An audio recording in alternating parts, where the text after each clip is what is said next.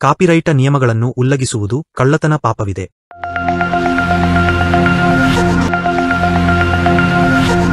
Jain digital technology foundation.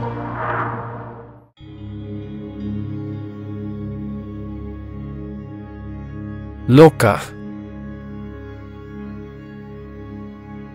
ಆಕಾಶ ದ್ರವ್ಯದ ಮಧ್ಯದಲ್ಲಿ ಲೋಕಾಕಾಶವಿದೆ.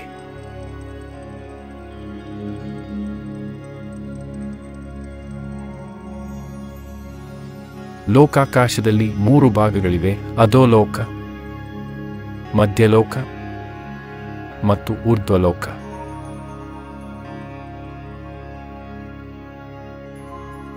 ಸಂಪೂರ್ಣ ಲೋಕದ ಎತ್ತರ 14 ರಾಜು ಪ್ರಮಾಣದಲ್ಲಿದೆ. ಅವುಗಳಲ್ಲಿ ಅಧೋಲೋಕದ ಎತ್ತರ 7 ರಾಜು ಮತ್ತು ಊರ್ಧ್ವಲೋಕದ ಎತ್ತರ 7 ರಾಜು ಇದೆ.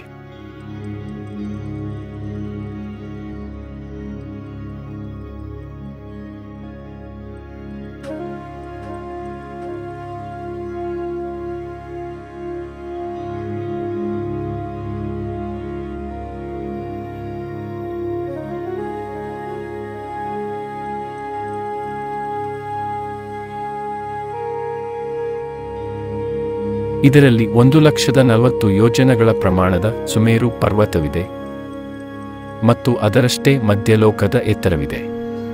ಈಗ ಪೂರ್ವ ಪಶ್ಚಿಮದ ಅಪೇಕ್ಷೆಯಿಂದ ಲೋಕದ ಪ್ರಮಾಣವನ್ನು ಹೇಳುತ್ತಾರೆ. ಊರ್ಧ್ವಲೋಕದ ಮೇಲಿನ ಭಾಗದ ವ್ಯಾಸವು 1 ರಾಜು ಇದೆ. ಊರ್ಧ್ವಲೋಕದ ಮಧ್ಯಭಾಗದವರೆಗೆ ವ್ಯಾಸವು ಹೆಚ್ಚುತ್ತಾ 5 ರಾಜು ಆಗುತ್ತದೆ. ಪುನಃ ಮಧ್ಯಲೋಕದವರೆಗೆ ವ್ಯಾಸವು ಕಡಿಮೆಯಾಗುತ್ತಾ 1 ರಾಜು ಆಗುತ್ತದೆ. ಮುಂದೆ ಅಧೋಲೋಕದ ಅಂತ್ಯದವರೆಗೆ ವ್ಯಾಸವು ಹೆಚ್ಚಾಗುತ್ತಾ 7 ರಾಜು ಆಗುತ್ತದೆ.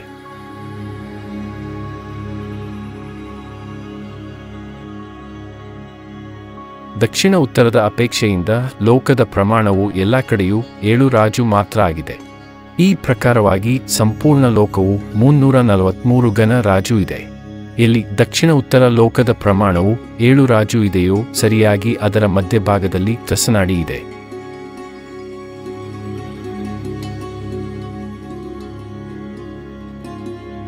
ತ್ರಸನಾಡಿಯ ಉದ್ದ 1 ರಾಜು, ಅಗಲ 1 ರಾಜು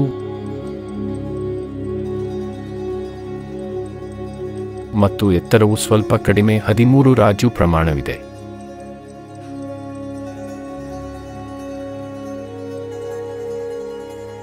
ಇದೇ ತ್ರಸನಾಡಿಯಲ್ಲಿ ಸ್ವರ್ಗ,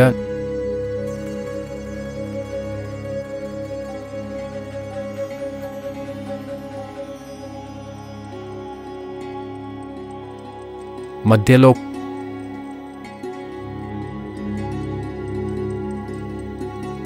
ನರಕದ ರಚನೆಗಳಿವೆ. ತ್ರಸನಾಡಿಯಲ್ಲಿ ಏಕೇಂದ್ರಿಯದಿಂದ ಹಿಡಿದು ಪಂಚೇಂದ್ರಿಯಗಳವರೆಗಿನ ಎಲ್ಲ ಜೀವಿಗಳು ವಾಸಿಸುತ್ತವೆ ಮತ್ತು ತ್ರಸನಾಡಿಯ ಹೊರಗೆ ಉಳಿದ ಲೋಕಾಕಾಶದಲ್ಲಿ ಮಾತ್ರ ಏಕೇಂದ್ರಿಯ ಜೀವಿಗಳೇ ವಾಸಿಸುತ್ತವೆ.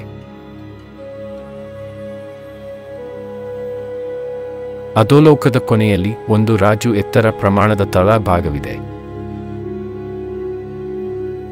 ಅಲ್ಲಿ ಏಕೇಂದ್ರಿಯ ಜೀವಿಗಳು ಮಾತ್ರ ಇರುತ್ತವೆ.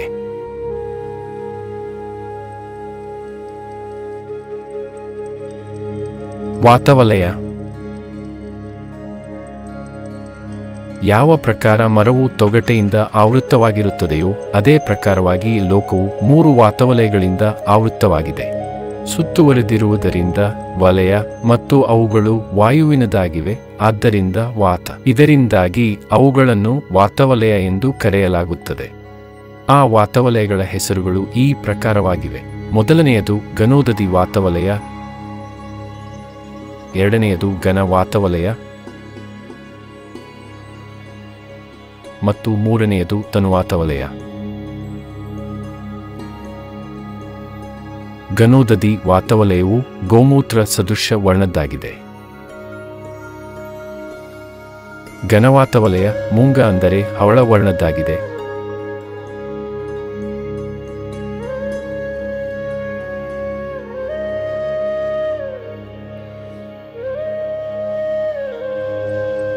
ಮತ್ತು ತನುವಾತವಲಯ ಅನೇಕ ವರ್ಣದ್ದಾಗಿದೆ.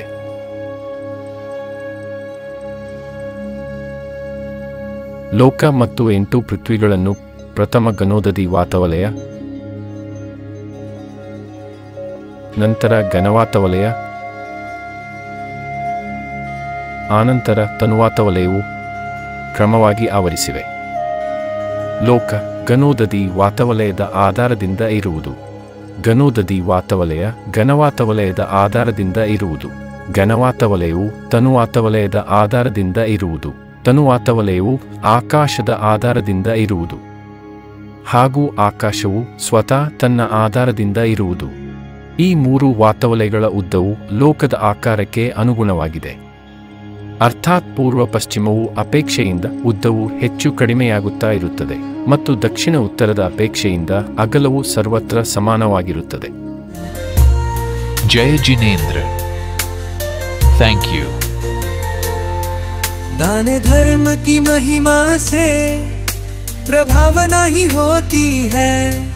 महावीर प्रभु की वाणी हर घर घर में जाती है. धन्य धन्य है श्रावक ऐसे ज्ञानान जो करते हैं. डोनेशन देने वाले कल्याण जगत का करते हैं.